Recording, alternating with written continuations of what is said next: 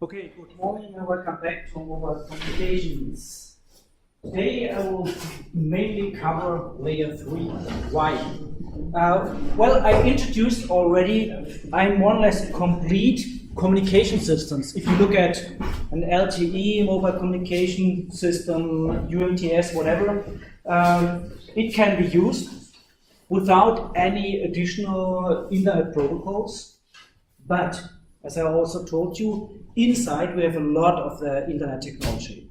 So why do we need extra layer 3, things like this? Well, the problem is that in telematics and also in other basic lectures, we showed you several times that we have this narrow waist picture of the protocol world where we have the host to network part, and then in the middle we have IP, and then we have several transport layer protocols, TCP, SCTP, and whatever, many protocols, and many application layer protocols, HTTP, etc.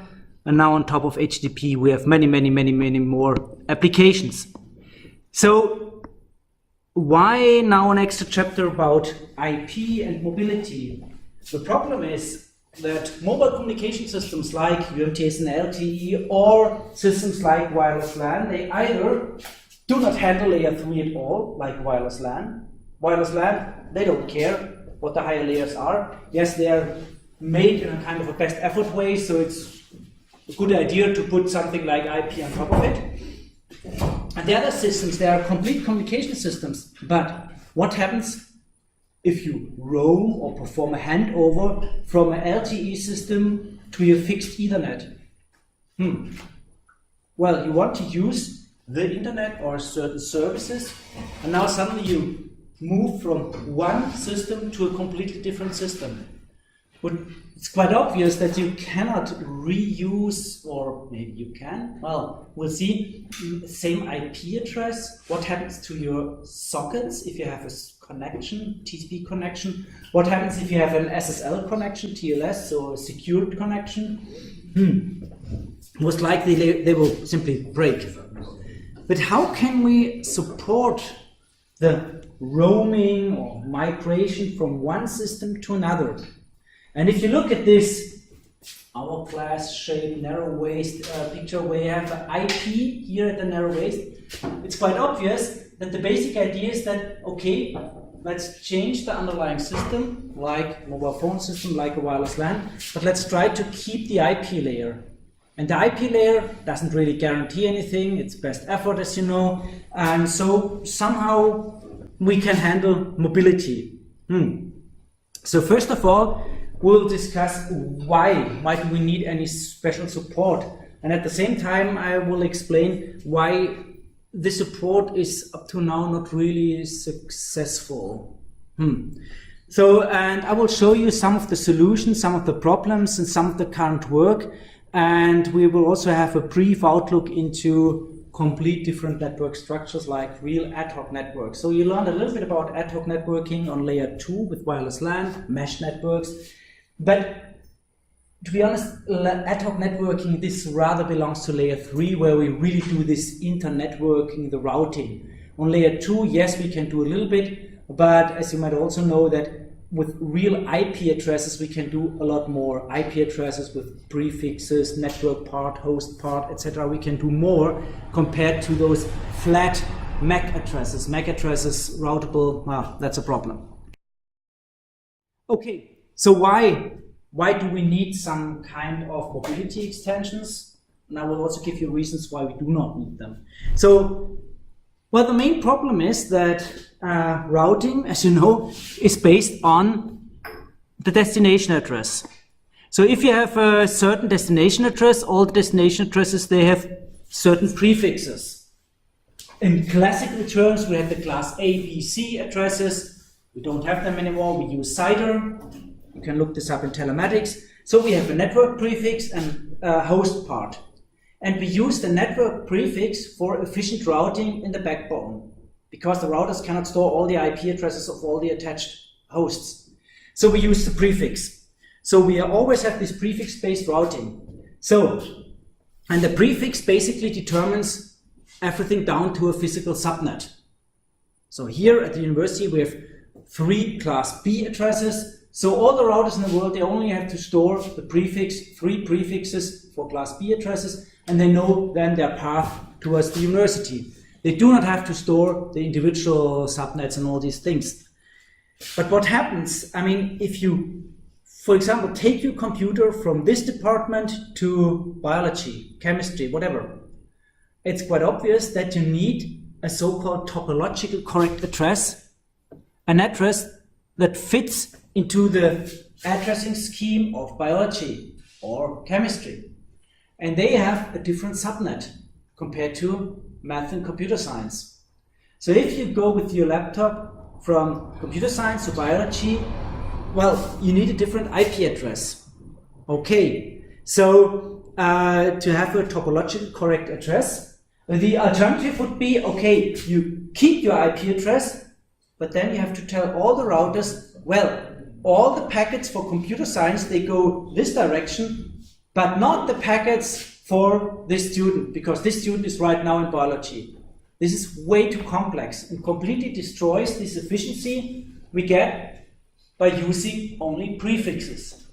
No, we cannot do this, so we have to change the IP address. But what happens if we have changing IP address? So basically the specific routes, this would not work. Scalability, that's a big problem. Changing the IP address, yes, that works. So you adjust the IP address depending on the location. That's, by the way, exactly what happens right now. If you take your laptop from this department, go to another department, you will get a different IP address if you use the fixed network. With Ethereum, wireless LAN, it's a little bit different.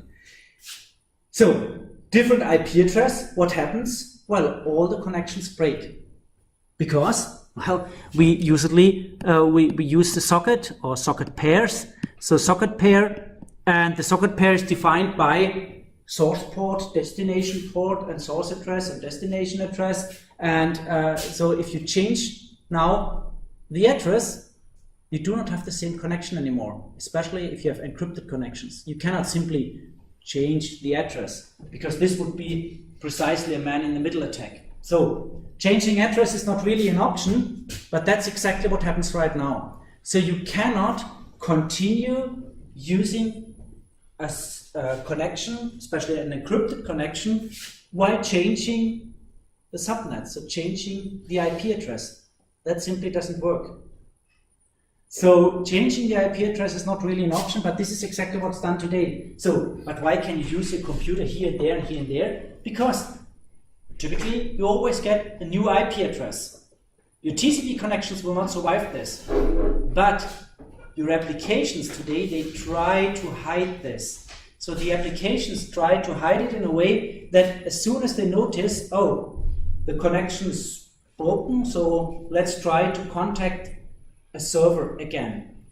So because we do not really have a good solution on this layer 3, because we do not really use the solutions, at least not up to now, the solutions I will present, there are some fixes on higher layers. So this, I explicitly tell this right in the beginning, so to show you that not always maybe a good solution on lower layers will make it into the market. So right now what we have, if you use the email program and the connections break, even the encrypted connections, the client will try to contact the server again, exchange security certificates, etc., set up a new connection. If this breaks again, set up a new connection. So this is how the problem is solved today. The same is true for all messaging clients and for all these different clients. So usually your client tries to reconnect.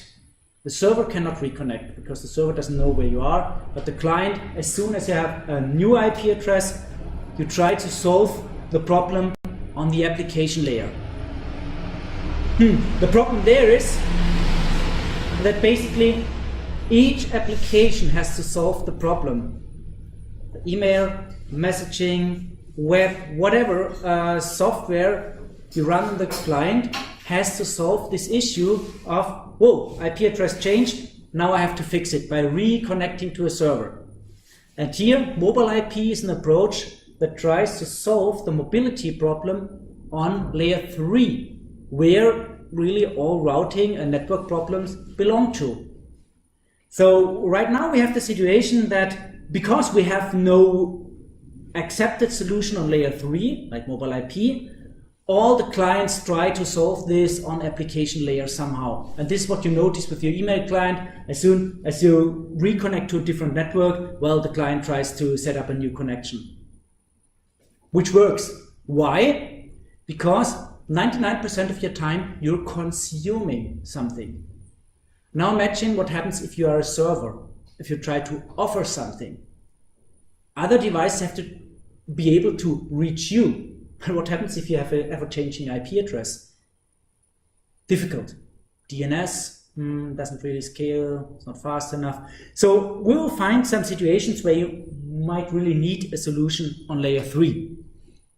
Okay, so that was, I would say, early 90s, when several researchers came up with the idea, well, we will have mobile devices, but we do not really have mobility support. Exactly the problem of the requirement that you have to have a topological correct IP address. That means the prefix belongs to the subnet you're in. And if you move into another subnet, you will get a new IP address via DHCP, for example. So this was a motivation for mobile IP, version 4 in the beginning, then version 6. The requirements were quite simple. It should be absolutely transparent. So you keep your IP address no matter where you are.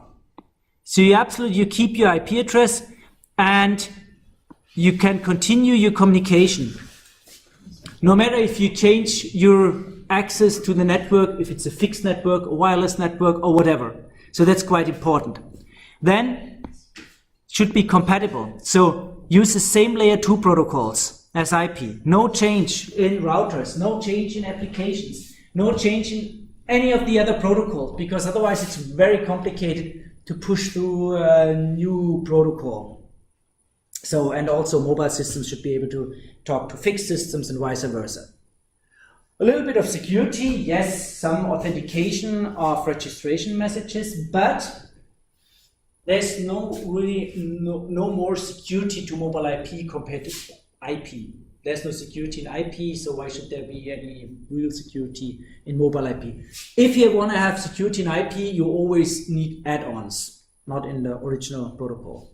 And then it should be scalable, worldwide support of a large number of mobile systems. So you can imagine that more or less all the mobile systems use internet protocols, so they should be able to use mobile IP. So a support of mobility on layer 3 to avoid the hassle we have right now that all the applications have to solve the problem by reconnecting to their server, which is, I mean, yes, you can do it, but it's a lot more effort because all the applications have to integrate this somehow. In case of connection loss, reconnect to your server. Okay, plus the problem is that if you do this on application layer, the applications will notice it, and actually they can, and that's what they also do, they can track you. So the applications exactly know, oh, connection lost, set up new connections, where am I? New network. They will recognize this immediately based on the new IP address. So they know their subnet, and so they know more or less where they're on, unless you have certain Tor technologies or whatever implemented. But so it's a very nice way of tracking you by checking the network prefix. The idea here is that you keep your IP address no matter where you are. So no one can actually locate you because you still have your whatever university IP address no matter where you are on this planet, which is quite nice because then no one can track you. Today the situation is that all your applications always tell, like WhatsApp and Facebook, etc., tell every this and that seconds their server where you are. So you see, because we have maybe not really an accepted solution on the lower layer, so we do all the solutions on higher layers and with some disadvantages. Okay, some requirements, and you will find on the slide terminology, so the names for it. I will explain this in the figure. So what is a mobile node, etc., home agent, etc. And this is again, although it's not really in widespread use, a kind of a blueprint for other solutions that try to, solve issues like mobile devices where you have agents, etc., care of addresses, and so on. I will explain this with a picture. It's very simple. So let's assume here this is your mobile node. So that's the terminology is mobile node, not mobile system, not host or whatever. It's called mobile node. So that's your mobile end system. And the situation is as follows. You moved into a so-called foreign network. So if originally, let's assume your laptop has an IP address here from the computer science department, and you move over to biology, you move into a foreign network. Foreign network, that means that is a network with a different prefix. Different network prefix. Because you're on another network, you have another prefix. Okay.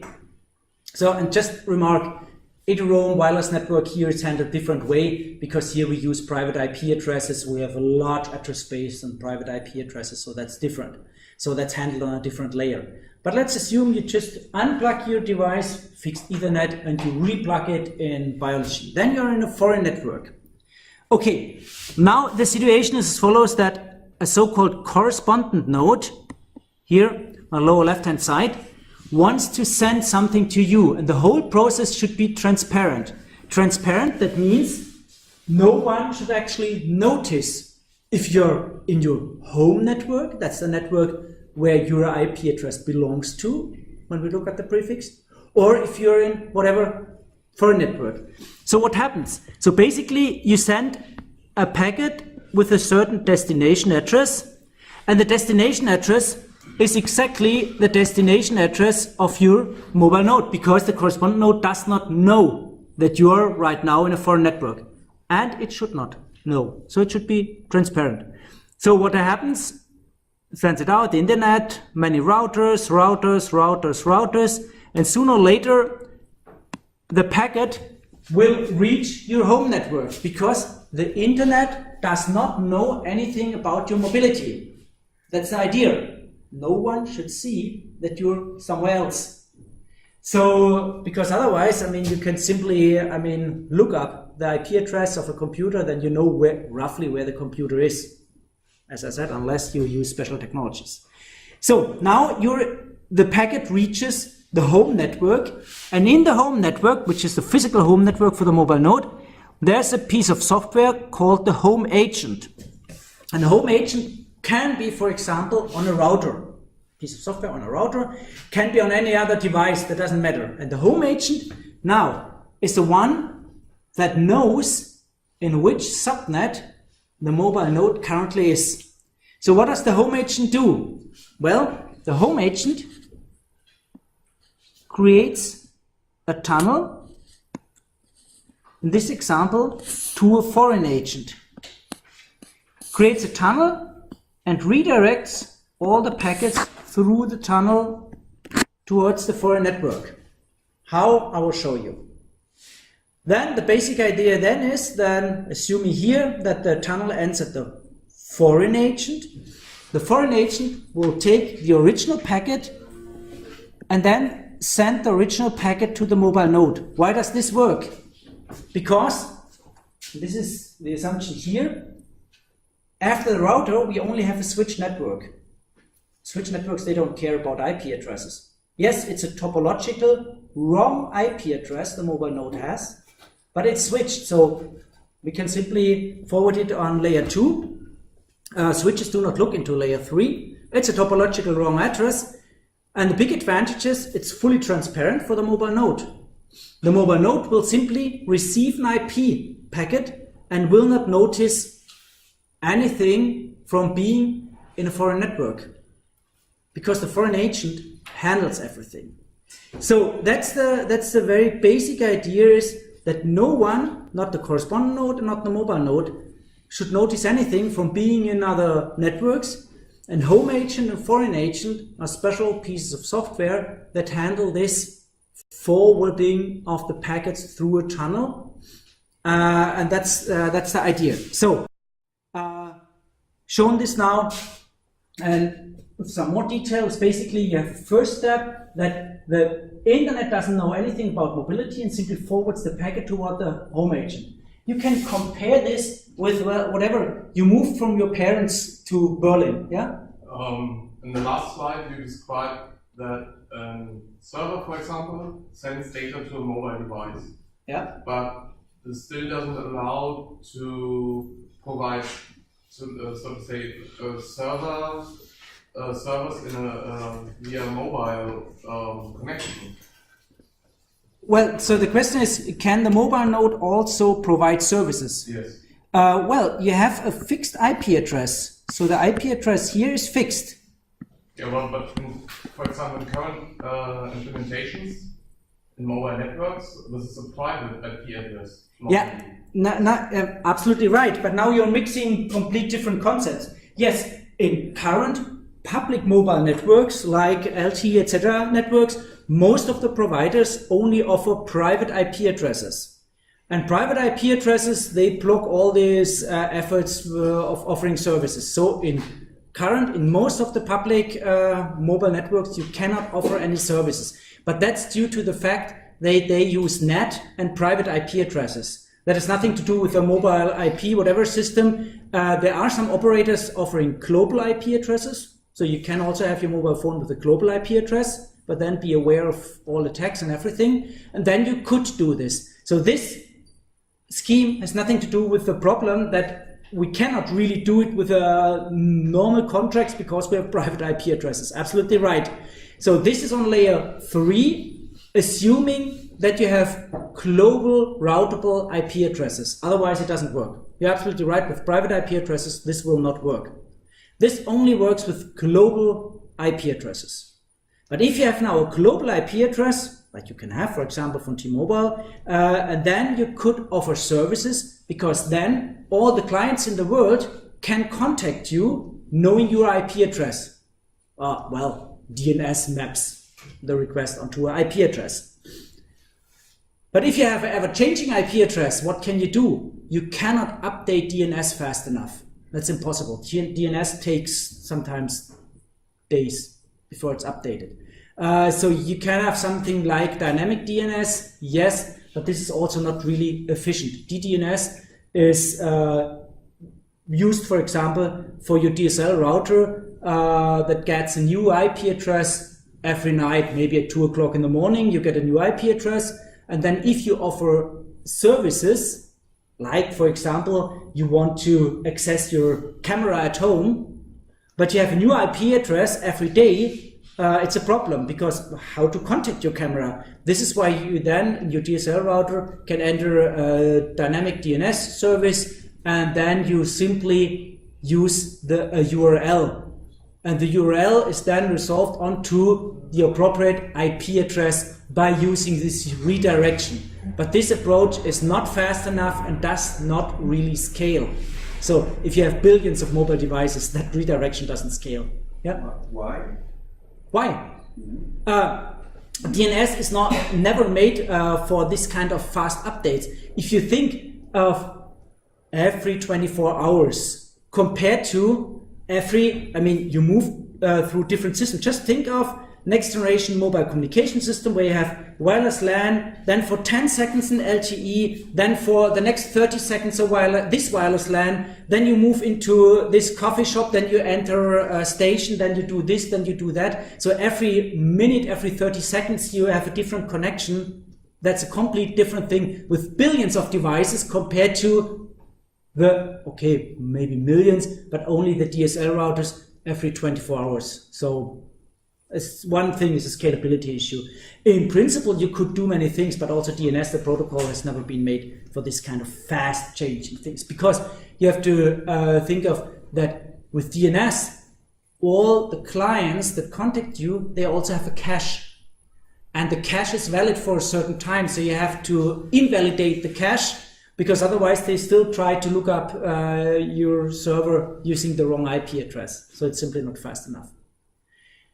So now, with this help, you can do, and what I just want to try to explain is that to understand this, it's similar like you move from your parent, your home network, to Berlin, become a student, into a foreign network, whatever, a student dorm or whatever, a new apartment, and your friends, and you didn't tell anybody, and your friends, they can still send a postcard to your old address. Yes, why not? They don't know anything, so they still send the postcard to your parents, and the parents act as a home agent. So what they do actually is they put all the postcards for you into a big envelope. That's called encapsulation. So they create the tunnel to a so-called care-of address.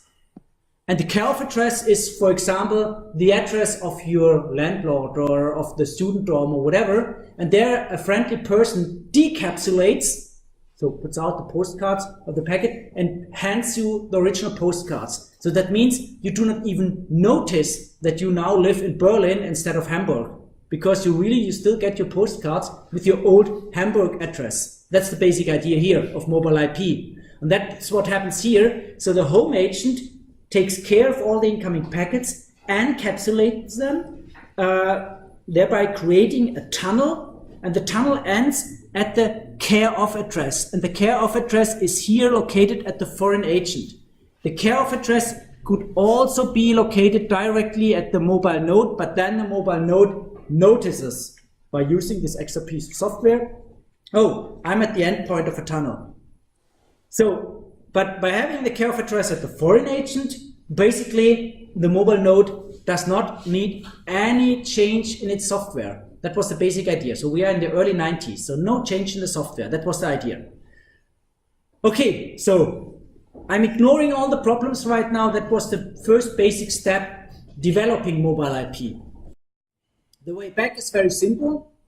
You still have your topological wrong IP address. So you think you live in Hamburg. So your source address is your Hamburg address, although you now live in Berlin. So the mobile node still has an IP address that belongs to the home network shown here in pink.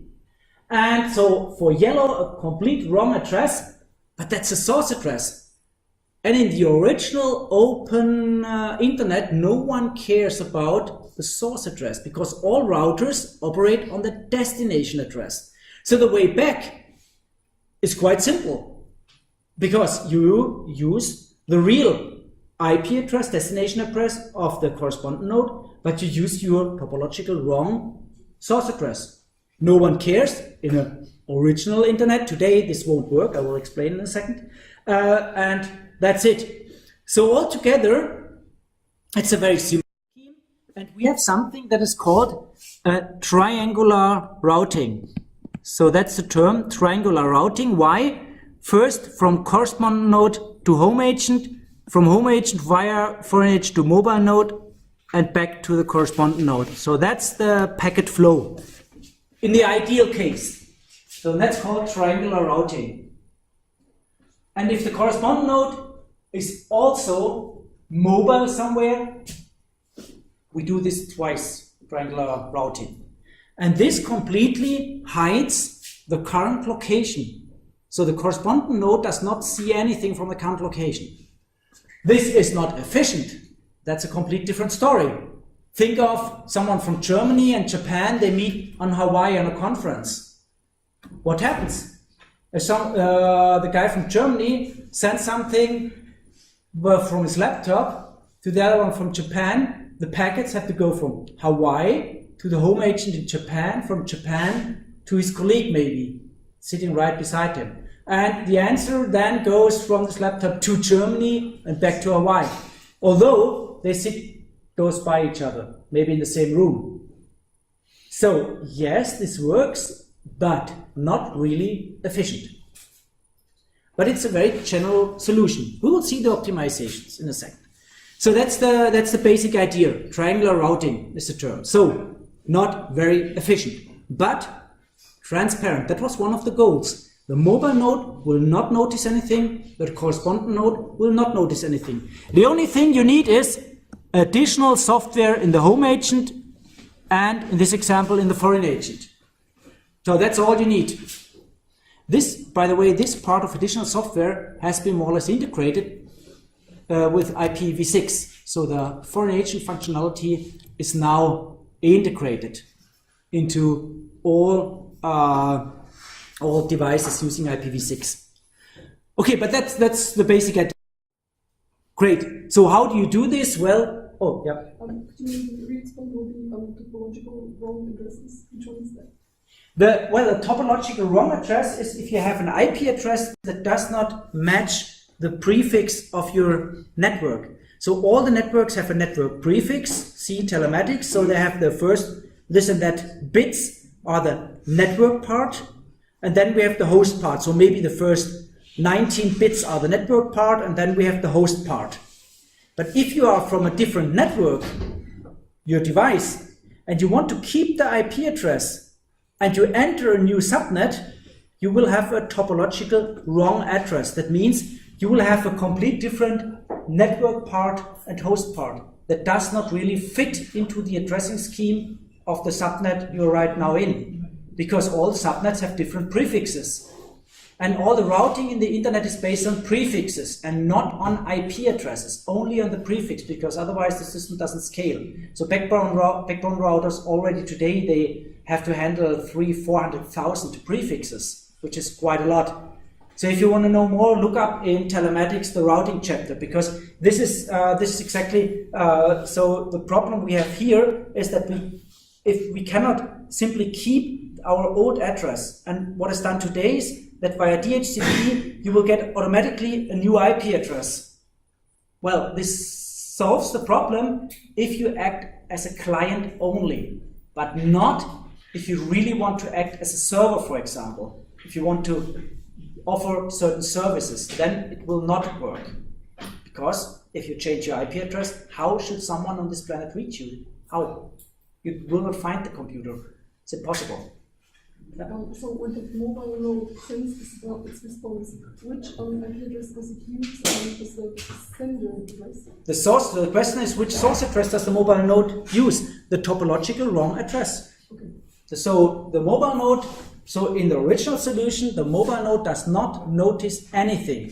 And thus, the mobile node uses the wrong address, its home address. Because you as a student, you do not know that you live in Berlin now. Everything looks like Hamburg. So you use your source address is still your address from your parents, for example. That's the idea. These are computers, so okay, they don't know where they are. So you can basically fake the perfect home environment, so to speak. How this is done, basically just to make it complete, there's something that's called the agent advertisement. In IPv6, this is called router advertisement, and it's integrated. So all IPv6 devices do this automatically. So what you basically do is all the home agent, the foreign agent, so the routers in the networks, HA and FA, they are just added functionality. So basically these are the routers. They send in their physical subnet the prefixes. So that as soon as you enter a subnet, you detect, oh, am I at home or in a foreign network?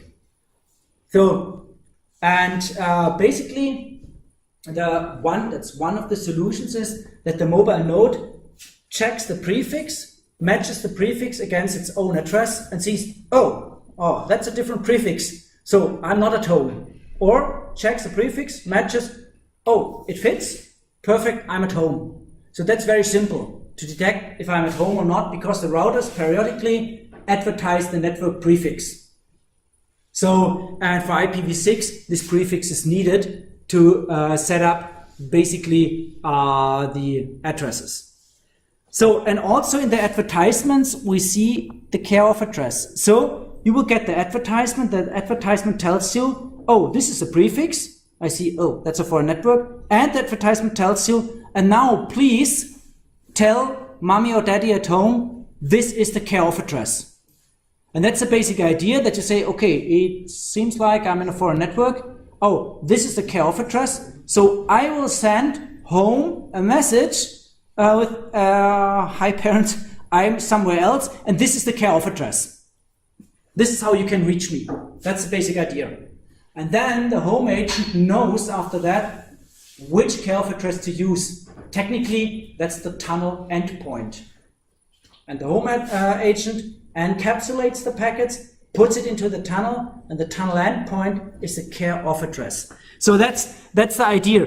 And then the mobile node signals this care of address to the home agent, and the home agent then also tells the foreign agent, yes, this is really a mobile node belonging to my network. So there is some authentication.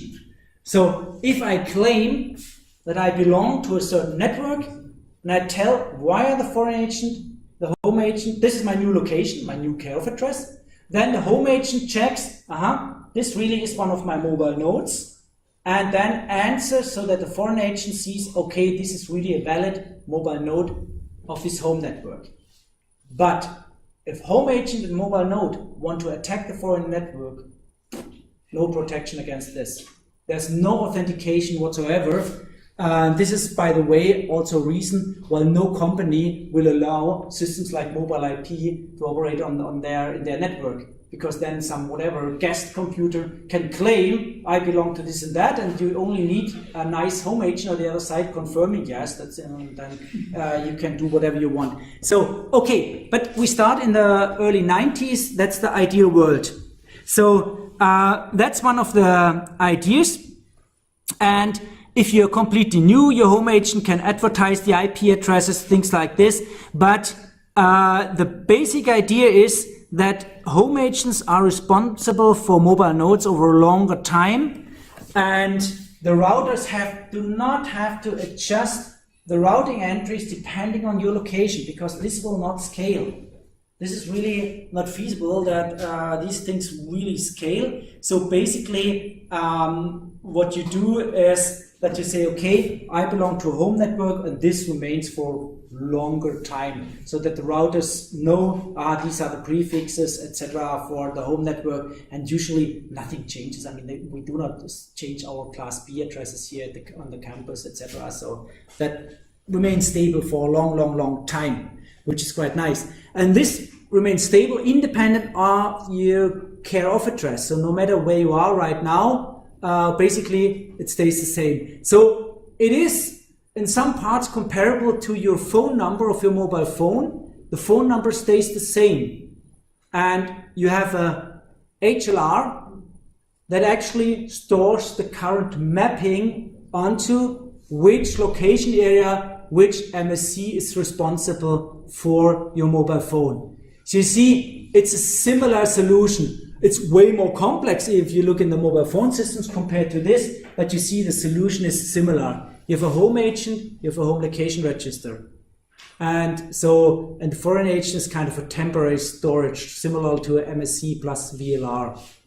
Similar, it's not the same. But the basic idea is similar, that you have a registry somewhere that knows where you are, but the rest of the world does not have to know, so it's transparent.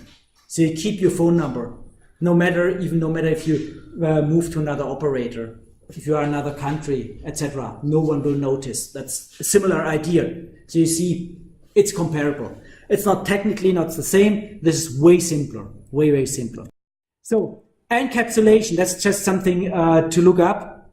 Encapsulation is a classical thing we do very often. That's all the life in our protocols. So we take a packet and put a new header in front of it, and then a new header, that's encapsulation. And if we chop the header, that's decapsulation. That's the idea. So what we do here is, and that's what's showing here, we have here our original IP packet, which has the IP address of the correspondent node, the IP address of the mobile node. So that's our destination and our source. That's the original source, the original destination. And what now basically the home agent does is it adds this extra header here, and the extra header now has as a source address the IP address of the home agent, as destination address this care of address. So that's the basic idea. You simply add an extra IP header. Well, simply. The problem, sure, we all know the problems. If you already reached the maximum size of a packet, you have to start fragmentation, etc., etc. But basic idea is, this is my original IP packet and TCP, whatever payload, and then we put another packet in front of it. We copy many of the fields, like version, like TTL, and one of the differences is that instead of saying, okay, look, the next protocol, for example, is TCP. We now say here we have IP in IP encapsulation. So we have IP in IP encapsulation. So this is the outer envelope your parents use for forwarding the postcards to you. That's the idea. And the foreign agent, for example, at the care of address can take away this outer envelope and can forward then the original IP packet. And you will even not notice anything because, for example, you can leave the TTL, so the time to live, something like this. So imagine, that can be an advantage and a disadvantage. Imagine you want to send certain packets only in a certain region. What you can do is you can configure your router in a way that the router automatically subtracts, let's say, 64 of the TTL, not only one. Why not 64? And then you can determine via the TTL that packets that should stay inside your campus will get a TTL lower than 64. And if you want to reach a system outside your campus, you have to use TTLs higher than 64 because the router automatically subtracts 64, and if the TTL reaches 0, you drop the packet. So that's a very simple way of limiting the range of your packet. But now if you have a computer from inside your campus that is somewhere in the US, this computer will never get the internal packets. That can be a disadvantage. By using a tunnel, it will, because you create a tunnel from inside your network to the US. There you forward, for example, directly to your computer these packets. And this means you will hide the fact that you are mobile. That was one of the goals. So you can play with the TTL, you can copy many of the other fields, not the length because the length changes, etc. So, but that's one of the idea of that's very simple encapsulation, IP and IP, and there are many more like GRE and others. And this type of encapsulation or encapsulation at all is used in many other scenarios like IPv6 tunneled over IPv4 networks, multicasting in unicast networks and things like this. They need encapsulation. And you will find in the slide some other ways of doing encapsulation. So, now we have the situation that, okay, CN to home agent, then to the care of address, which can be at the foreign agent, which forwards to the mobile node, and then back, our triangular routing. That clearly is not really optimal. You can have a higher latency. Remember, Japanese, German sitting on Hawaii. That's a problem. So what you can do is, that's kind of a solution, the corresponding node can learn the location of the mobile node, and after the corresponding node has learned the location, it can directly tunnel packet to this location. So if you tell the corresponding node the care of address, that means your parents tell your friend, hey, my son, daughter has moved, please now use this address. Then the correspondent node, your friends, will learn the new address and can directly tunnel the packets to the new location. So that's the idea. So once you tell the correspondent node the new location, you don't need this triangular routing anymore. So that's more efficient, yes, but big security problems. If you do so, and I will show you how this can be done, then all the corresponding nodes can learn your location by simply pinging you periodically. And if they get back a different answer, different IP address, you can start tracking all the devices. That's exactly what some companies do with your devices right now, because right now, as I told you, we do not use mobile IP. We change the IP address all the time. So that means you can be perfectly tracked by simply reading out your IP address. Very simple. And then you can map the IP address onto a location, and this is more or less, okay, this is, by the way, how they do this by this geolocation, how they try to keep you out of certain services. This is why you have to set up a VPN to some other country to watch certain movies and things like this. So this is not 100% security or whatever. It's kind of annoying, but okay. But it violates absolutely privacy. Yeah. So that's one of the optimizations. This is why I say solution. That's one of the optimizations. You can also, as I will show you in a picture, inform old foreign agents by of the fact that you move to a new foreign agent, so that if there are still some packets on the flight to the old foreign agent, the old foreign agent can redirect the packets. I will show you how. So please keep in mind, the original ideas in the internet, they do not always have in mind all the economic problems or whatever is desired there by some companies. They try to solve problems in layer 3 and layer 4 independent of the applications, and usually in the beginning a little bit agnostic of security, etc. problems. So you have a solution for an ideal world, and then you have to add on certain security, etc. things. Think back of the original design of TCP, of IP, and all these protocols. The problem is, if you start by integrating all the mechanisms for providing all the add-ons, you will never end with the solution. So there's always a trade-off between keep it very simple, but then you're vulnerable, or make it more or less complete, but then you will never end. So that's a problem. So how is this done? Just an example. So here we see the correspondent node and somewhere the mobile node. So usually correspondent node doesn't know anything about the destination. With the optimization, you would send your data to the home agent. The home agent will encapsulate the data in a tunnel. Here shown, care of address is at the foreign agent, and the foreign agent will then forward the data directly to the mobile node. Great. At the same time, shown here, the home agent will send a so-called binding update to the corresponding node, telling the corresponding node, hey, more or less, thanks for the packet, but please be aware, the new IP address for this device is now here, this foreign agent.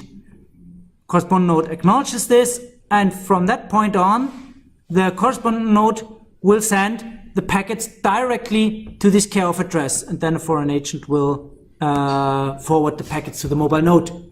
So that is the basic idea. That's the first optimization. Optimization by basically shortcutting this triangular routing. Big security problems, yes, but and that was one of the ideas. It should be transparent. Now with this optimization, we are not transparent anymore, which is quite obvious, because the home agent directly tells this corresponding node where you are right now, which is maybe not a good idea, because maybe you wanted to hide your location, or you didn't want to tell any of your friends where you are right now, or maybe you're in a secret mission or whatever. So, okay, but then no one should tell anyone where you are. Okay, so that's one of the optimizations. The other optimization is related to the change of the foreign agent. So usually, if you are with a now suddenly you move into a new area, or you attach your computer to a new network. So we operate on layer 3. Layer 3. So you go to a complete new network, for example, you register, but you also tell your new access point, so to say, the new foreign agent or router, in fact this is a router, about your old router, so that the new foreign agent can tell the old one, can send an update, which is acknowledged. That's also binding update. But your corresponding node here doesn't know anything, but has learned the care of address. Will send packets to the old foreign agent, which is friendly enough to forward the packets to the new one, because it's just learned, which is then forwarding the packets to the mobile node. At the same time, the old one will send a warning to the corresponding node telling, wait, I'm not responsible any longer for this mobile node. But does not tell who is now responsible? So the correspondent node will ask the home agent, and this is an IP address that belongs to your physical network. Where is this mobile node? And not shown here, in between, the update somehow reached also the home agent. The home agent will tell, now this is the new correspondent address, act again, and now the correspondent node can directly send packets to the new foreign agent. This is optimization 2, as shown on the slide before. So these are two possible optimizations that can be realized without implementing any new software on your computers, because these are so-called binding updates, and you have a binding cache, look up telematics, etc. And the systems can tell your computers where someone is. Problem, privacy. Next problem is, would you allow unknown foreign agents to play with your caches and the mapping to addresses?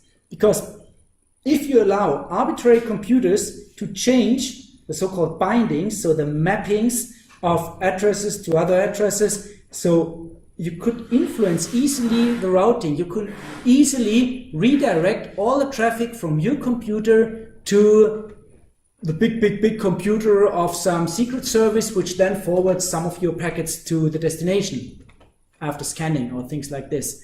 So this is something, as soon as you have security enabled, etc., this optimization will not really work, because you don't want anyone to change the entries you have. So again, solution, a problem, a first solution. Well, we have some problems, then we try to do some optimizations, and then we see, oh, optimizations, oh yes, they work more or less. Okay, but that's something to learn, because if we want to design new protocols, new solutions, etc., we have to remember what the problems are. So then we have some more optimizations. So at that time, I think it was the company Sun came up with issues like, oh, I told you that the way back from mobile node to correspondent node is so simple because no one looks into the source address of the packet. Wrong if you have a firewall. Firewalls will not allow packets from unknown computers to be sent out of the company network, because this can be quite dangerous. So firewalls would immediately kill these packets. To avoid this, the idea was to do a so-called reverse tunneling, so to tunnel also the packets back, but this increases the problem of triangular routing. Now we have a double triangular routing, so that's one of the solutions. Just to show you. So, and here's the explanation. I will not go into details, because these were extensions, optimizations, and you see that even big companies have sometimes ideas where after 10 years later, 15 years later, many say, okay, maybe not a good idea.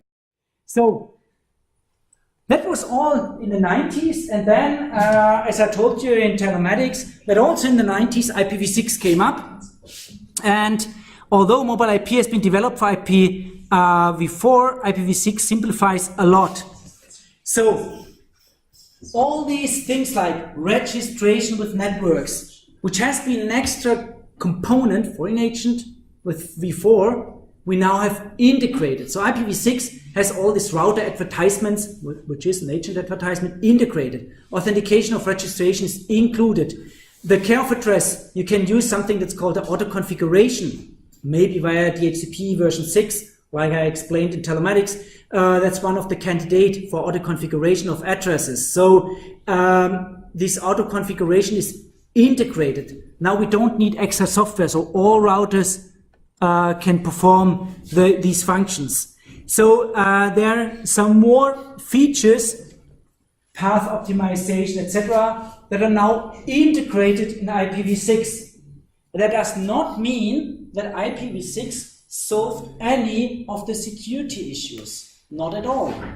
Those optimization functions are now integrated, but nothing said about security, privacy, etc. problems. You still have exactly the same privacy issues. So nothing is solved here, but now all these extra mechanisms, for example, like optimization, you see here the mobile node can directly inform the sender about its care of address.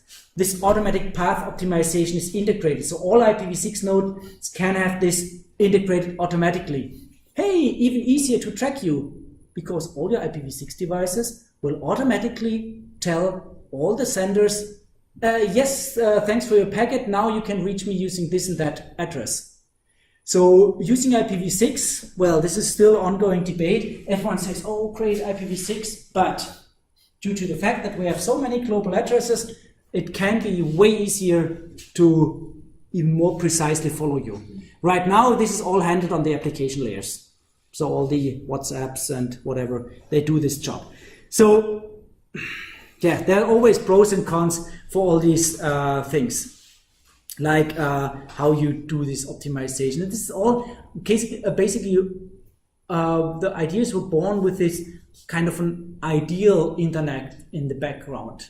Not kind of internet where you try to make, money and many companies involved. So we'll see what happens there. And still we wait for large-scale deployment of IPv6. So yes, IPv6 makes life simpler, but so some problems summarized like security. So authentication for an agent. Can you trust a foreign agent? Why should you trust an arbitrary router in a foreign network? Why? This router can do anything. You don't know. Right now, more or less, you have to trust all the lower layer systems, and the solution is, as soon as possible, set up a VPN, a tunnel on application layer. So no matter what's done underneath, you have directly from your application to hopefully your trustworthy server, your bank, for example, or your shopping, whatever portal, you have your secured connection. So that's one way of solving the problem. So we have here still also the same problem that we do not have a real public key infrastructure in the internet and all these issues. We have firewall problems, so the standard mobile IP cannot be used together with firewalls, but we have firewalls everywhere. So our firewalls would not allow packets leaving the campus with the wrong source address. Simply filtered out. So no chance. Then all these issues around quality of service, I haven't touched this. So because I say usually we use IP in a best effort way. But in telematics, I briefly introduced differentiated service, integrated services, some approaches for bringing in quality of service into the internet. They do not really work together with these mobility solutions. So because the tunnel, what is the quality of service of the tunnel you create? Does the tunnel reflect the quality of service of the packets inside? Is there a special treatment for the tunnel? All things not solved. So a lot of discussions going on, but right now I have the feeling that many people, also researchers, more or less gave up and say, okay, that's handled on the application layer. Because right now I showed you this narrow waist model in the beginning with IP here at this very narrow waist. And right now we see that we have again a very narrow waist with HTTP here, and then many applications, and many applications now simply use HTTP because it can penetrate firewalls, port 80, and do everything on top of HTTP. And HTTP is request response. It's a transaction-oriented protocol, and no matter if the connections underneath break down, then you re-establish them, and then you use a complete different connection. The only thing you have to make sure is that the security is more or less appropriate. That you set up a secured connection, again from the client to a server. If anything breaks, you move to another location, then you set up a complete new connection, new secured connection. You reuse your simple HTTP, which is stateless anyway, so nothing can break here. Problem solved. Well, yes and no, because as I said, you have to solve the issue several times, plus it takes longer if you try to solve this on the higher layers, because you have to re-establish the security context and all these things. So, yes. Interesting. But this is also, you see, also here in the lecture, I spent way more time on the other systems compared to these systems, because here I can only show you briefly some of the ideas, but there's no widely deployed solution for it. There are some more support, some more research has been done into micromobility support. So especially this problem of local handovers, or how can I more efficiently route the traffic between the Japanese and the Germans sitting on Hawaii, things like this. That's not very efficient. So there's a lot of approaches there. Not products, but some of the approaches. If someone's interested, you can look this up. They look on the scalability issues, also on a little bit more on security, efficiency, how can you manage all this. So mobility support.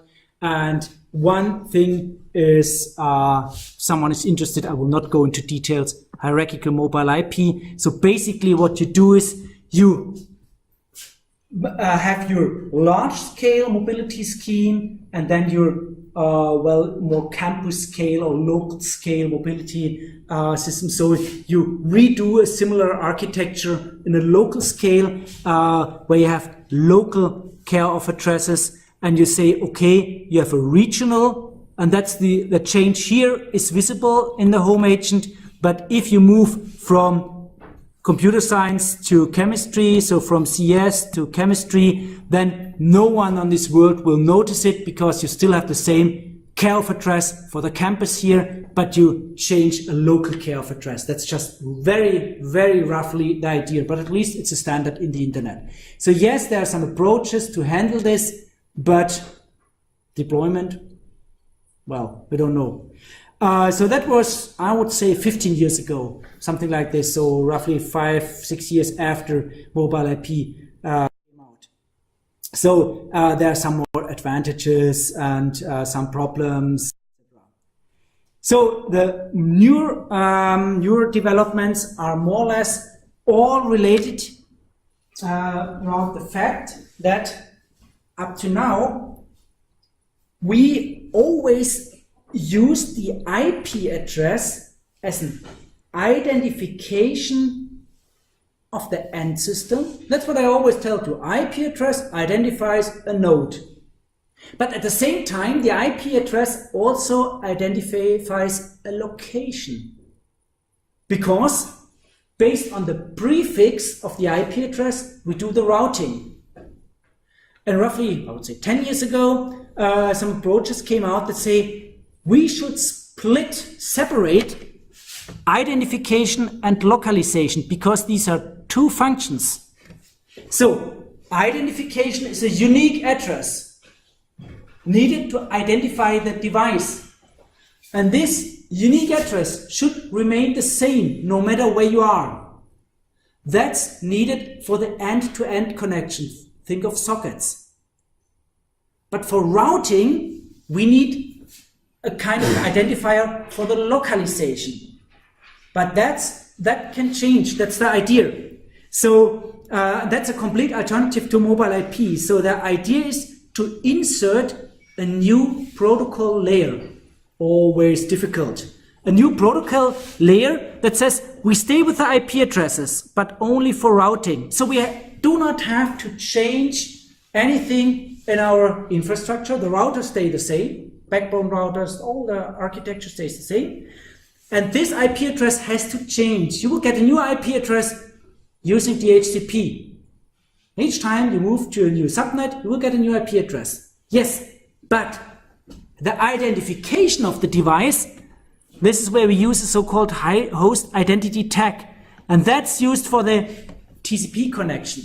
So for the socket, you do not use the IP address anymore, but this host identity tag. And this will not change. So by moving into a new subnet, your connections will not break. So that's a big advantage. So you do normal IP routing. You do not need any foreign agents, whatever. You stay with IP addresses, but you insert a new element, which is this host identity tag. The problem is, and this is all authenticated, etc. Main problem is you need an extra layer. And you see there are many RFCs standardizing this, and basically the newest outcome of this basic idea of separating an IP address, the classical IP address, from the identification is the locator ID separation protocol called LISP, RFC 6830. And there, basically, we don't have to change anything.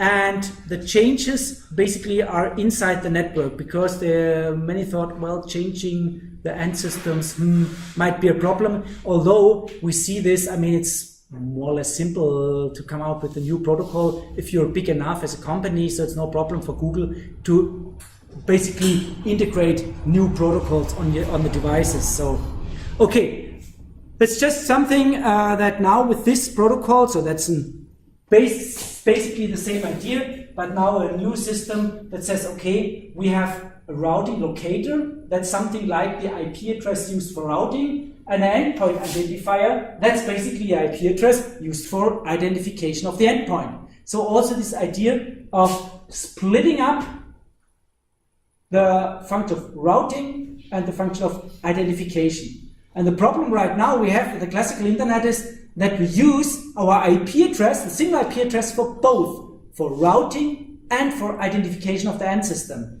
which is not really a brilliant idea, because these are two distinct functions. These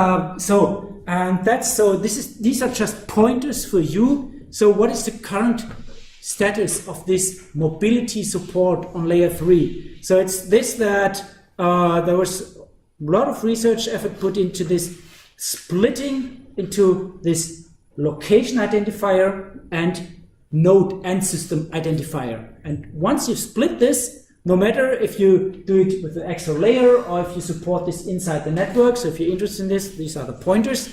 Once you've split this, then it's relatively simple to say, okay, now I move to a different network, DHCP will give me another address. Yes, I have to register this somehow because the nodes have to find me, but nothing will break because the end-to-end connection will remain the same, the identification. So all the encryption, security certificates, they operate on end-to-end identifiers.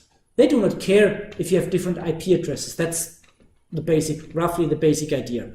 So that's the current status of, well, how do we support mobility on layer 3? I know this is not really 100% satisfying. It's much nicer if I can tell you, okay, look, this is exactly the system, this is run on your device. It's not. On your device, the situation is more or less like this. You have the classical IP and all the support is somehow handled on higher layers. Why? Because you're consuming. 99% of your time you're consuming something and you do not provide services. The picture might change, for example, if you have floating car data. So if your car starts offering services. But my feeling is that more likely those cars will permanently or periodically send their data to a certain server and all the others can then access this server.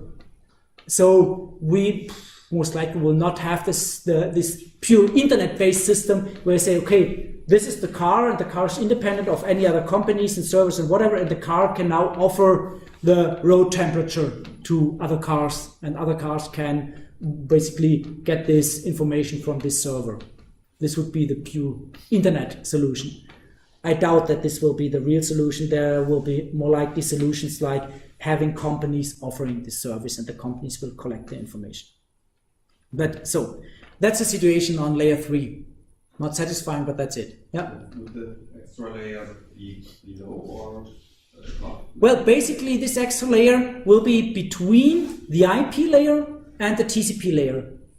And telling TCP, oh, the IP address stays the same all the time. Because the extra layer knows that this is the identification. So the TCP layer says, oh, I can create a socket. Perfect. Socket. Socket pair, create a connection. Not knowing that underneath there's a little layer that uses IP, changing IP addresses and handles this, yeah, in between. But that's always a problem, inserting layers.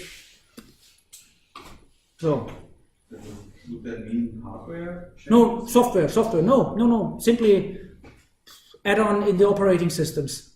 So whole update of the yeah, but I mean that's what companies do. I mean every other week. I mean they update the operating system. I mean how many patches do you get for Androids on iOS and Windows and Linux and so that is not really the problem. The problem is rather where's the business model? Why should I do it? Is there any incentive? Not really. Okay, so the last 20 minutes I want to introduce also something that belongs to layer 3. You see, these are just more or less pointers because these are not the solutions solving all the problems. Right now, everything I told you, mobile IP or also Lisp and all these add-ons, micro-mobility management, etc., they all need infrastructure. So you always assume that we have an IP address. We assume, oh, we have DNS, etc. What happens if you have no infrastructure at all? Nothing, nada, niente. There was an earthquake, there was a fire, there was a tornado, nothing is left. And you try to set up a network. You do not have an access to DNS. You have no one to map addresses, nothing. So, maybe you cannot set up infrastructure. Maybe there is no infrastructure. Maybe it's too dangerous to set up infrastructures because some enemies could detect infrastructures. Maybe you want to set up something ad hoc, spontaneous. What do you do there? Maybe you don't know who wants to eavesdrop into your communication, so etc. So the problem is, how do you do things that like routing then, if you do not even have addresses? Oh, that's strange. You have no default routers. As soon as you have infrastructure, you know your default router because you have routers advertisements and they will tell you every 30 seconds, hey, that's me and that's the prefix, and you can set up a linked local address, IPv6. I explained this in winter. So the problem is, if you do not hear each other, you have to start some packet forwarding, as shown here. And how you do this on larger networks, that's not that simple. So wireless ad hoc networks can be quite useful if you have no infrastructures. A very simple one is a Bluetooth. That's ad hoc, but here all the devices see each other. Simple. Boring from a scientific perspective. Yes, you see each other, that's it. This is why all these, with whatever NFC, Bluetooth solutions, not much science in it. A little bit more complicated if you have multi-hop. We heard a little bit about this. Bluetooth scatter nets, not really used. Police networks can do a little bit. Car to car, oh, this is interesting. Can we have this vehicle-to-vehicle communications? Vehicle-to-vehicle can be interesting. So behind a curve there's an accident, then the cars tell the other cars that there's an accident, and then they can start slowing down. Things like this. Okay. Or if there's a car approaching you, this car can already tell you something about the road conditions you will meet in a minute, because you're driving exactly the opposite direction. That could be quite interesting. Maybe sometimes there's a direct communication feasible, maybe sometimes you need multi-hop networks. And multi-hop networks, also discussed a lot in the MANET, Mobile Ad Hoc Networking Group, they're really way more complicated. Why? Usually in telematics we handled the fixed networks. That's what we done in telematics. Okay, nice. And now I explained a little bit more about mobile IP. We use DHCP, configuring, etc. But this all requires an infrastructure. What do we do if we have no fixed network at all? If we have only a mobile ad hoc network. So mobile routers, mobile devices. And a device can be a router at the same time, but maybe it can be a stupid device trying to associate with a mobile router, but you don't know the router, etc. But now we're on layer 3. We have a layer 2. We have all the problems there, hidden exposed terminals, near-far effects, everything. But now we're on layer 3. How do we get addresses? How do we forward now data via several routers to another device? How do we do this? That's way more complicated. So problem number 1 is routing. Why? And this is why we have thousands of PhD theses covering this topic. Routing is a problem because the network topology may be highly dynamic. Your infrastructure is not at all dynamic. You have a contract with your internet service provider, and at least for 1 year or for 1 month or whatever. So that's not dynamic at all. No one will rip out the cables from your building and replace them by a complete different topology every 10 seconds. Not at all. So the problem is here we have mobile devices plus, and that's a problem, a highly varying channel quality. As shown here, at a certain point in time, with good link from N4 to N5 and also from N5 to N4, a weak link for N4 to N2, and no connection from 2 to 4. Oh, how can this happen? A unidirectional link, this is reality. So forget about bidirectional links in real life. We have a large testbed here, and about 60 to 70% of our links are unidirectional. So all the protocols assuming bidirectional links, they will fail in real life. I saw thousands of papers of publications discussing protocols and this and that. They never really implemented those protocols on real networks, because real networks, they don't behave like a simulation on a computer with nice bidirectional links or whatever. No, high fluctuations. So in 1 second it looks like this, in the next second we have a complete different scenario. Suddenly we have detached islands. As link doesn't work anymore, we have asymmetric connections, even in this building, although our nodes are not mobile. And that's the interesting part. We have 400 and something nodes distributed here in the building, and they are not mobile. We have some mobile nodes, these are the little robots running around, but the other nodes, they are not mobile, and still the links break, re-establish, break, bidirectional, good quality, bad quality. Why? One of the reasons is you are here, containing a lot of water, absorbing a lot of the waves. So if there are no students, the link behavior is completely different. There are many students. Nice weather, rain, no rain, etc. Sunshine, so interesting. Do you give an example, a concrete one, where this bidirectional doesn't work, or which kind of connection? Where bidirectional doesn't work, I will show you when we come to routing, where you need bidirectional links. And for example, just think of acknowledgements. If you send something and you want to have an immediate acknowledgement, and there is no reverse link, you will send a packet, everything is nice, but you will not get back an acknowledgement. That means for you, oh, I sent the packet again, no acknowledgement, send it again. Okay. But that's so. These things, I can't imagine some connection that isn't bidirectional. I don't know, maybe. Well, the point is very simple. Why is there something? In simulation, you have a sender and receiver. Why shouldn't this be bidirectional? Think of this is a device with a nice antenna and good power amplifier built in, and that's a different device with an antenna. And so you have a perfect connection in this direction. On the other side, this might be a different device with a weaker power amplifier. And that's the effect. In reality, you do not have symmetric hardware. Not at all. You have antenna characteristics. You have different so-called low noise amplifier. The LNAs in the devices, they are different. The power amplifiers are different. So you might have higher output power and a different antenna characteristic on one device compared to the other device. And suddenly you have unidirectional links. That happens. So that's one of the technical reasons for having different hardware. Yeah, because yes, if you have idealistic the same devices, this cannot happen. Well, why? But here, yes, it's possible. So that's the problem. So there are many traditional routing protocols. You know them. Distance vector.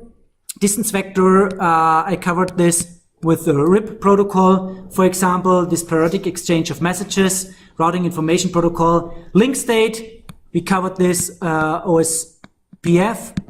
We had this when we came to routing. Link state tries to get a complete picture of the network.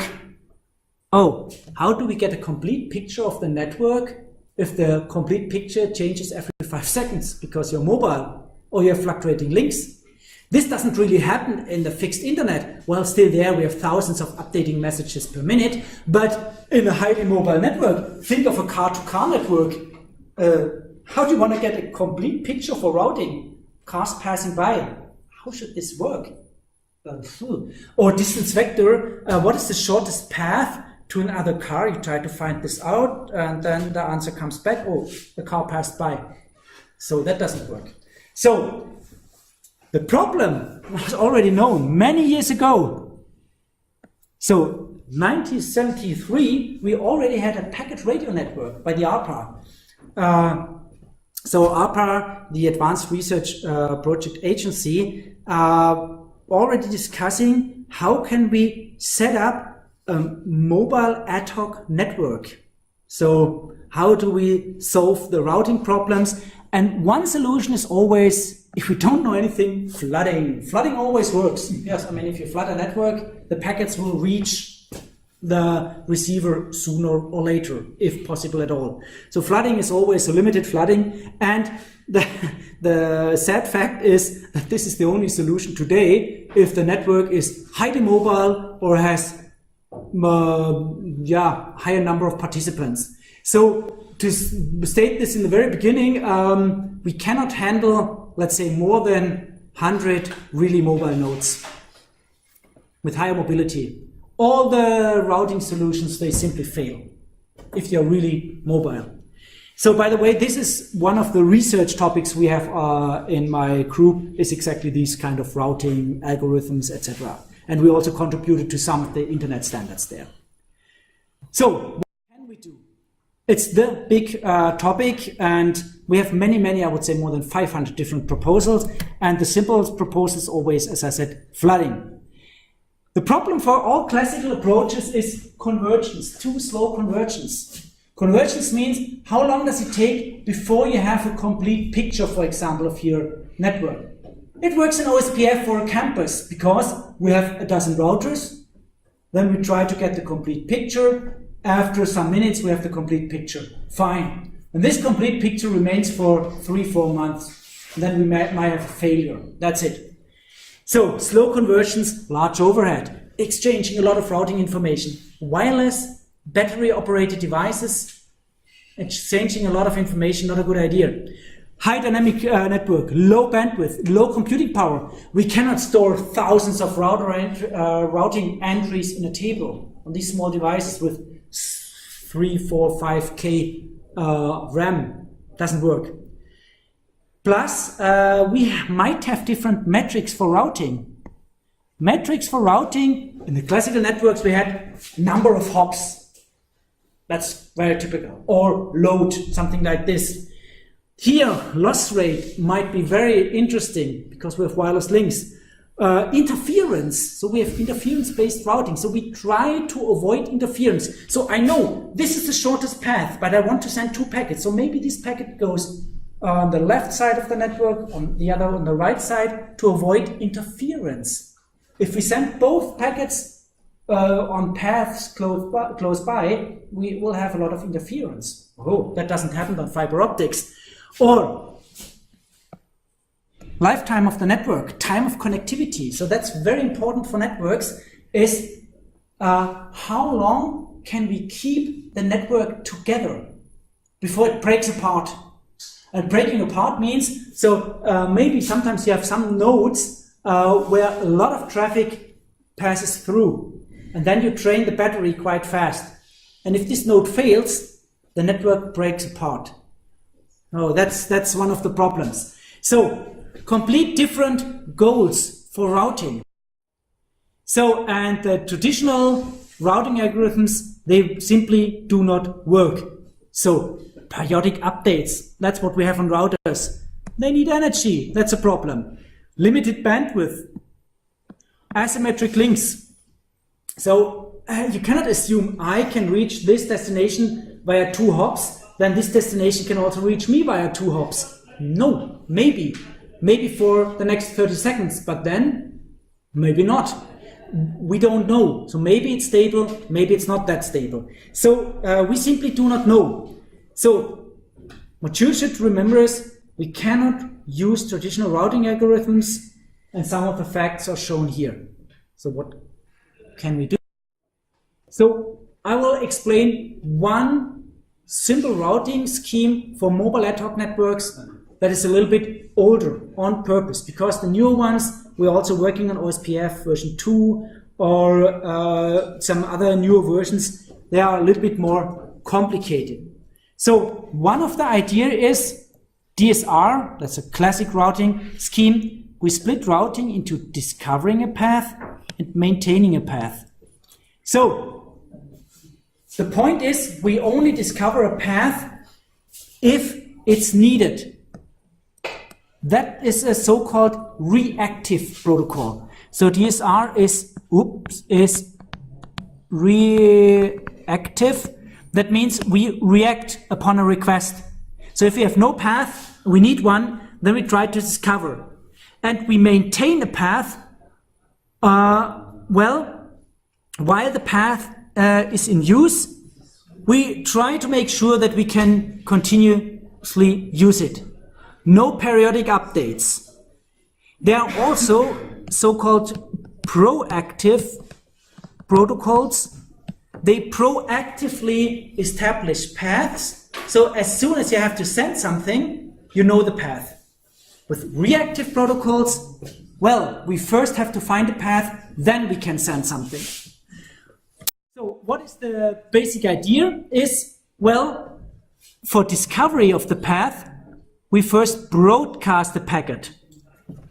Assuming we have destination addresses, that's something completely different how we can get addresses. So we have to assume we know addresses. That's something we can discuss separately, how you can assign addresses and things like this. So now let's assume we have an address. So first we try to broadcast the packet and we insert a unique identifier. And now the important part comes. As soon as a node receives such a broadcast packet, it's happy if this station is the receiver, if it has a correct destination address. And then we say, okay, we are the receiver, and then I will show you how we return the packet to the sender. If we already have received the packet and we are not the receiver, we simply discard the packet. This limits this broadcast, this limits the flood. And otherwise, that means I'm not the real receiver, and I've never seen the packet before. I will re-broadcast the packet in my environment. So that's the idea. And as soon as I receive a packet, I start creating a list of nodes this packet has traveled up to now. So that is, there are some optimizations. But at the end of the lecture, I at least want to explain how this works. It's very simple. So let's assume this topology and now condition. Hopefully it does not change within these seconds. We try to establish the path, and hopefully all the links are bidirectional. You see some restrictions that do not always hold. So C broadcasts the packet, BEG receives, and they receive an identifier, and they receive the original source C, and they receive the destination. Now they start, you see the first broadcast goes here. And now they start rebroadcasting. B rebroadcasts, broadcasting is automatically on layer 2 because they are within the radio range. E broadcasts and G broadcasts, and you see how this packet propagates and how you create this list of traversed nodes. So you limit the flooding. As soon as you've seen already a packet with the ID 4711, you simply drop it, and all the other nodes forward it. That's it. Then you forward it again, and sooner or later we will reach the destination. In this case, O. And we also reach other nodes, but they will simply discard it. And the basic idea is now, assuming bidirectional links, we can now reuse this path, reverse it, and can directly send back the result using this path in the reverse direction to the source of the whole request, if the links are bidirectional.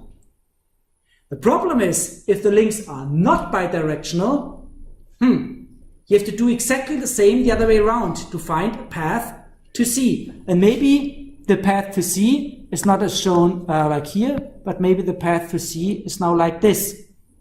The problem is now O has now the path C to O, and C has now the path O to C. That's exactly not what they want. So now the next step would be exchanging these paths.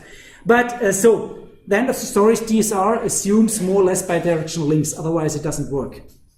So you see that those protocols, simple protocols, have certain assumptions. Sometimes they work, sometimes they do not work.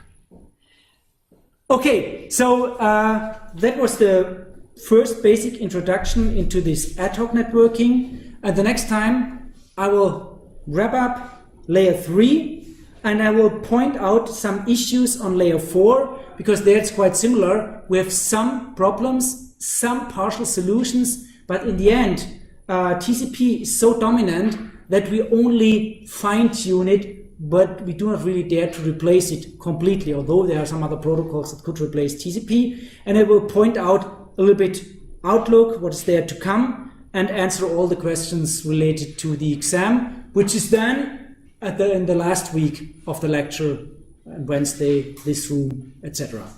Okay, so thanks a lot for today.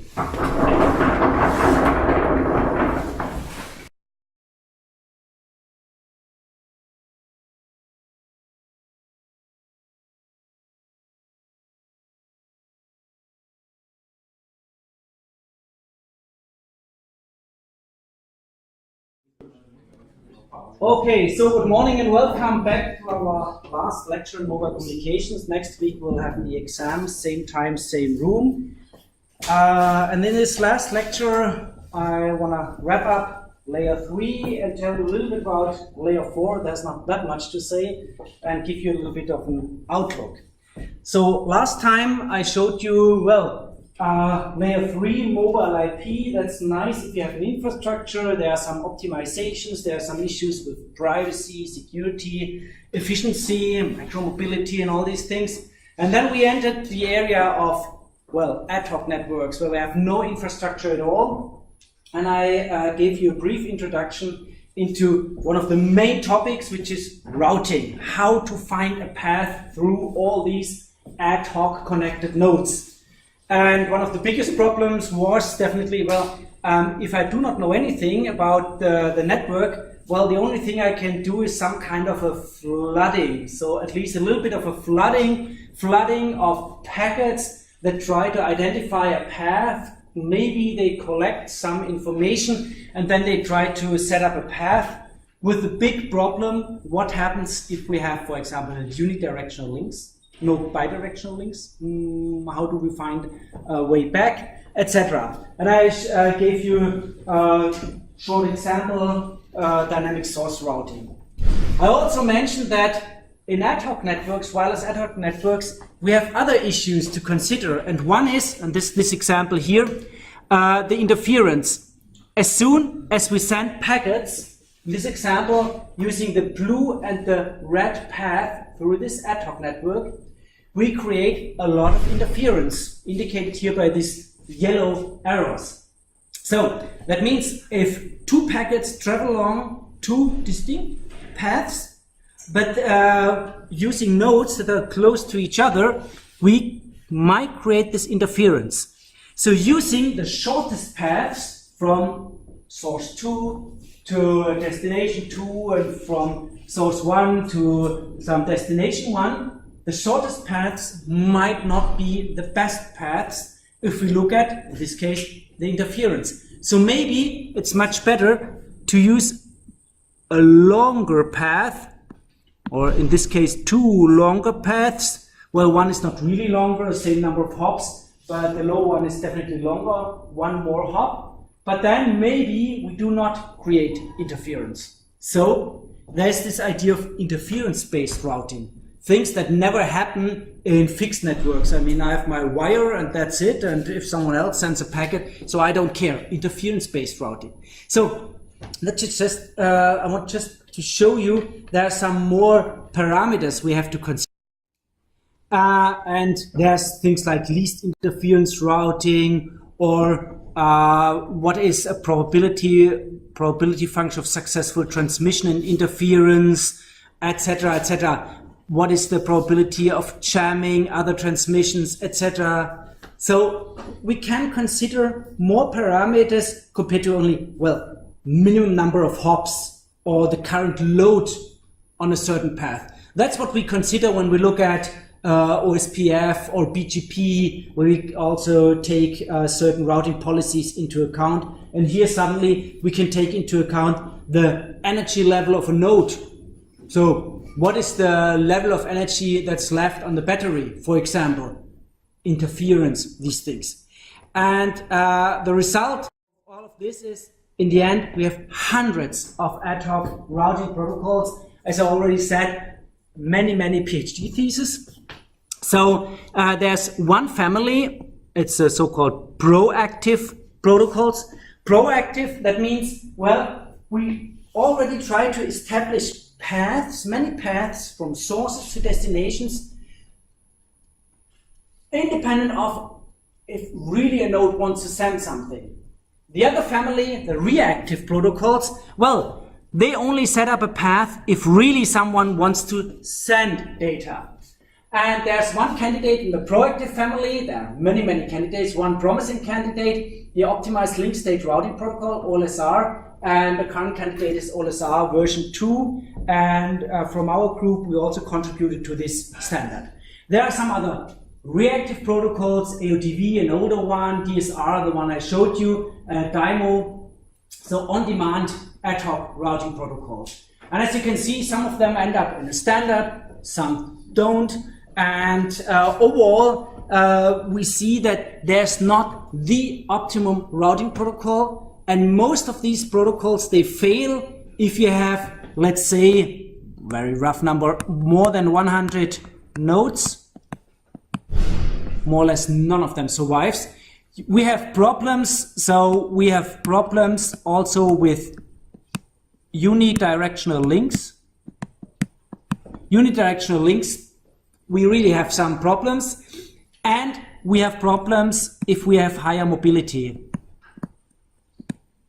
So what does it mean, high mobility? So pedestrian, that might be fine, but many cars, without knowing the topology, for example, of streets, that's difficult. If we know the streets, and then there are special routing protocols that can take those maps into consideration. That's nice, but if we do not know anything, that's a problem. There are some in addition, so those are so-called flat routing protocols. Flat, that means we do not have any hierarchy, so all nodes are the same. There are some hierarchical routing protocols that say, okay, we might have some special nodes, maybe nodes connected to power, compared to some other nodes run on battery. So maybe some hierarchy. So we have some hierarchical routing protocols, many, that's just some examples, hierarchical routing protocols. And we have some geographic assisted routing protocols. So sometimes you know roughly where nodes are. So location aided routing, pre-perimeter status routing. So if you know where nodes are, that might help. But sometimes not. Just think of a scenario where I say, okay, I know this is the location of my nodes, and so to route, maybe it's a good idea to route like this, because this one is too far away. But what happens if there's a wall in between? So then the location of the nodes is not really of great help, because there's a wall in between. So yes, there are geographic position assisted routing schemes, but if there's a wall in between, well, then maybe this longer path might be the better idea. Longer in terms of interference, packet loss probabilities, etc. So this already shows you why we have so many different routing protocols for different purposes. So there are special routing protocols for vehicle-to-vehicle routing, because we know this is a street and there's another street crossing, so there's a certain topology of the network. And we know usually that, well, either the cars go in this direction or in the opposite direction, but there's not hopefully not a kind of a chaotic behavior. So many ad hoc routing protocols, and you should remember there's not the best candidate. We have many more difficulties, just to mention a few, when we look at ad hoc networks. So how do we assign addresses? We don't have DHCP, or do we? I mean, if we have no infrastructure. So how do we discover servers? Maybe there's an ad hoc DHCP server. How do we discover it? How do we perform multicast? How can we guarantee certain transmission qualities if we cannot really control the links? That's really difficult. If you think of, for example, data that contains information about, oh, there's an accident. Now please slow down or activate the brakes. This is important data compared to, oh, what is the guy in the neighbor car listening to, which kind of music or whatever. That's not that important. So, but how do we guarantee the quality of service there? Power is a big issue, so energy conservation is a big thing. Then security, protection, attacks. Think of remote controlled, whatever, brakes, steering. That's pretty dangerous if you do not consider security. So maybe you've read all these issues we have right now already with these kind of connected cars, with a big car manufacturer really struggling with security issues, no matter if it's Chrysler or BMW or whatever, they all have their issues. Then scalability. So with ad hoc networks, well, if it's not a very simple topology, 100 nodes, maybe. So we don't know. You see, there's still a lot of research going on, but that makes it interesting. So clustering is one of the technologies, one of the schemes we usually apply. As I said, maybe we have some cluster heads. Maybe cluster heads could be a car with an engine compared to pure battery-driven devices. So a car could be a cluster head, then having a different type of a connection to some kind of a base station, which then has the connection to the internet. So that's the idea, that maybe you have a kind of a weak device in your pocket that has no direct connection to the internet, but the device has connection to another device, and this device has then the connection to the internet. So that's one of the ideas. So we will see more of this clustering, more of these hierarchies in the future. Right now, we rather have separate networks, separate flat networks, or networks where you have the smartphones are connected to the base station and the base station is then connected to the internet. But in future, we'll see more devices that will have just a weak hub to the next device, then this device then has a stronger hub to the internet. So that makes it more flexible, but also a little bit more, well, complicated. Because the question is, would your device allow forwarding data for your neighbors? Why should you? Maybe there should be some benefits for you. So maybe some virtual currency where you will get some picocents for forwarding data for your neighbors, which then helps you in other situations. Maybe something like this. So we don't know. There are many different schemes for rewards, forwarding data for other people, etc. So clustering. And then after this ad hoc networks, the next step, roughly I'd say 10, 15 years ago, was towards sensor networks. Well, that's even more bizarre sometimes. So what is an ad hoc network? We learned it's multi-hop. We learned we need some self-organization. It's wireless. It's energy efficient. But compared to mobile ad hoc networks, sensor networks are even more specific. So we might have sensor networks for monitoring animals, for monitoring waste dumps, for monitoring a forest, for monitoring water. We did all these things. So more specific application. The devices are even more limited, embedded. So maybe only 5 kilobytes of RAM. An ad hoc network, classical mobile ad hoc network, has a Linux computer or Windows Mobile or a Android system or whatever. But you cannot run Android on 1 kilobyte of RAM, something like this. So even more limited. Even the scale manages maybe some dozen devices. Now, suddenly we have thousands of devices. I remember 15 years ago, Chris Pister came out with the idea of smart dust. So basically computers as small as dust, small grains of rice or something like this. So smart dust, millions, billions of devices. So I'm not talking about environmental issues, etc., but that was one of the ideas.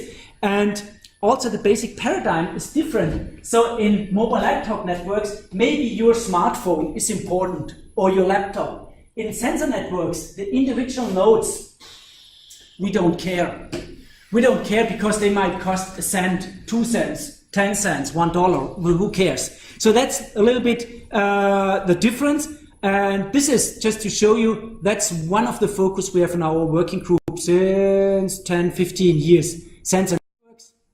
And the sensor networks, now suddenly you have many of these devices. They might fail, they might come up again. So it's mobile, and you might have an ad hoc network here shown as the gateways, more powerful devices that then connect to other networks. And important issues here, so you see this is ad hoc networking to the extreme, is really completely self-organization.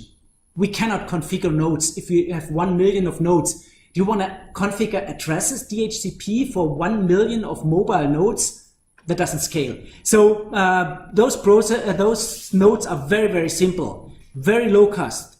And if you detect something like a fire, there should be some very simple alarm forward to some other sensor node, forward to some gateways. And there we have even other routing protocols, some interesting routing protocols there. Forward it and then send the alarm using normal Ethernet or whatever. So that's one step further. So where do we use it? And this is now, well, present and future. So vehicle monitoring. If you have a lot of moving parts, simple example, the tire pressure. Right now, there's a simple scheme that using the anti-blocking system for measuring the tire pressure, but there are some tires that have integrated sensors. And there can't be any cable, that's quite obvious. So integrated sensors. So monitoring of hub temperatures, of railway, of those wagons where we have huge containers in it, you measure the temperature, things like this. Or health and medicine. So we have several projects where we measure movement of the arms and legs for rehabilitation measures, things like this. Or intelligent buildings. So there are even walls where you integrate sensors in the wall, in the concrete, to measure structural health for earthquakes, etc. Environmental monitoring, so wildlife monitoring, I will show you examples for this, waste dumps, etc. So these types of extreme ad hoc networks will never replace fixed networks. So if you have a fixed network, that's always better, but they are more kind of complementary networks. So container monitoring of, so we had projects where we had drones, and the drones following gas had gas maybe due to some fire, or we had volcanoes where we measured where the gas comes from, and then we had certain algorithms where the drones followed the gas and all these things. So that's additional, and we did, just to show you what we did, is since now 15 years, we really built these devices, and they were not available on the market at that time. So nice little modules, and now we put a lot of effort into software. So Riot is the operating system where we'll have a big party now this weekend for the worldwide developers for this, for the Internet of Things operating system. We did a lot of software development, simulation. We had a lot of different sensors attached to this, and very nice thing is, so already 10 years ago we came up with sensors that were still running with less than 100 microamps. So we went down to 1.6 microamps with still running sensor nodes. So that's really a different type of computer compared to what you have in ad hoc systems. So just what we do right now is Riot, that's one thing. So operating system development that really runs on some kilobytes of RAM. So if you're interested in this, just look it up. So it's complete open source operating system. And one project we just finished was for bridge monitoring for rehabilitation. So bridge monitoring, that more than 60% of the bridges we have in Germany, well, they need some maintenance. They are a little bit old and we don't know when they will break down. So it's better to monitor them. And so this is where you can use these types of sensor nodes just to deploy them somewhere. To give an example, that's what we did 8 years ago, 9 years ago. That was wildlife monitoring. That's the Manx shearwater, and here you see small, well, kind of an RFID tag attached to the birds, and it's an endangered species, and they live in small burrows. This is the opening here, and they live on an island. It's a protected habitat, and they breed there, etc., have their eggs there, etc. And we had our sensor nodes here in these pipes.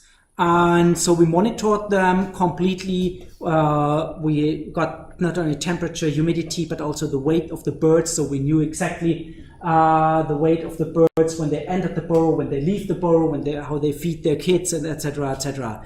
So that was a quite interesting thing. And you see here the sensor nodes integrated here, and the RFID reader here integrated. So as soon as the birds just walked over the RFID reader, we knew exactly which bird entered what burrow, and we noticed when the male birds then left the burrows and entered another burrow, etc., etc. All this during night was very interesting. So very robust, because you're allowed to enter this island only at a certain time. Then you have to install everything, and then you have to leave the island.